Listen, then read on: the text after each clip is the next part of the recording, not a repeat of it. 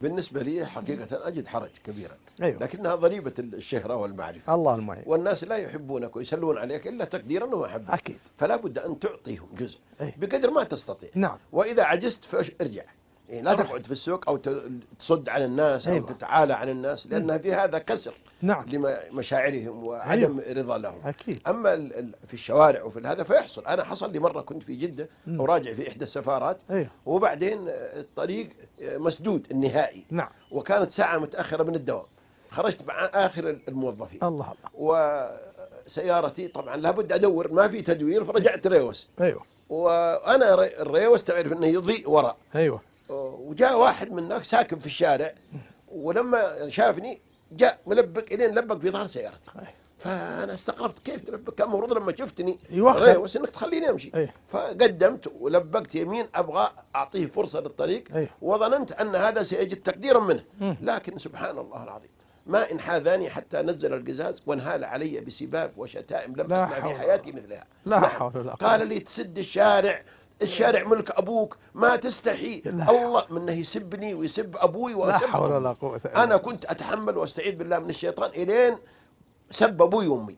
لما وصلت إلى هذا خلاص راح وجه الشيطان. أعوذ بالله من الشيطان. وبدأت أفكر في النزول عليه، لكن الله ألهمني وقلت أعوذ بالله من الشيطان. أعوذ بالله من الشيطان الرجيم. وهذا أدب رباني. الله أكبر. وإما ينزغنك من الشيطان نزغ فاستعذ بالله. بالله. والله لقد كنت أرتعش.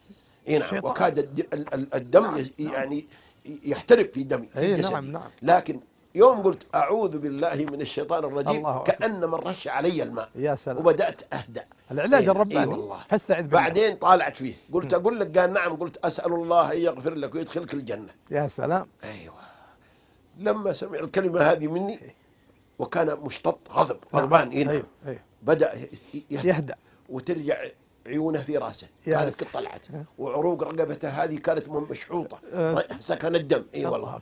ويوقف السيارة وينزل من هناك ويجي يسلم على يدي ويقول أنت جاي منين؟ أنا أسبك وأشتمك وأنت تقول لي الله يغفر لي. من أي كوكب؟ قلت والله جيت من مكة.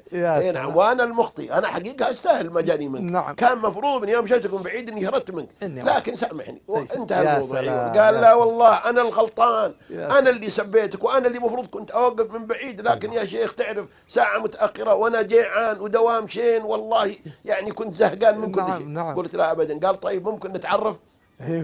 شوف قبيلات. كان يسبني، الآن ممكن نتعرف؟ أعطيته. قال ممكن رقم التليفون؟ قلت أعطيته. قال شوف قال أرجوك تتقدم معي، غدايا جاهز الآن. قلت شكرا قد غديتني ما قصرت. خلاص. نعم.